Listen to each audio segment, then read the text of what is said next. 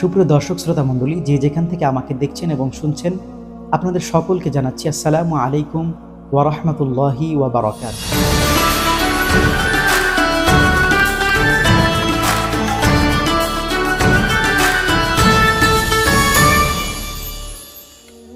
আলহামদুলিল্লাহি ওয়াহদা ওয়াসসালাতু ওয়াসসালামু আলা রাসূলিল্লাহি মা লা নাবিয়্যা বা'দ। সুপ্রিয় দর্শক শ্রোতা মণ্ডলী, যে যেখান থেকে আমাকে দেখছেন এবং শুনছেন, আপনাদের সকলকে জানাচ্ছি আসসালামু আলাইকুম ওয়া রাহমাতুল্লাহি ওয়া বারাকাতুহু।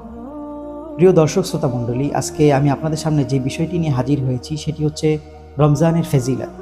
রমজানের ফজিলত সম্পর্কে আমাদের প্রিয় নবী হযরত মুহাম্মদ রাসূলুল্লাহ সাল্লাল্লাহু আলাইহি ওয়াসাল্লাম বলেন, রমজান মাসের আগমনের ফলে মহান রব্বুল আলামিন জান্নাতের দরজাগুলোকে খুলে দেন এবং জাহান্নামের দরজাগুলোকে বন্ধ করে দেওয়া হয় এবং শয়তানকে শিকলবদ্ধ করা হয়। হাদিসটি সহিহ বুখারী, খণ্ড নম্বর 3, হাদিস নাম্বার 1778।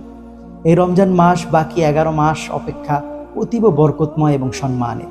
তাই আমাদের সকল মুসলমান এবং মুমিন ভাই বোনদের উচিত রমজানের সম্মানকে অক্ষুণ্ণ রাখা।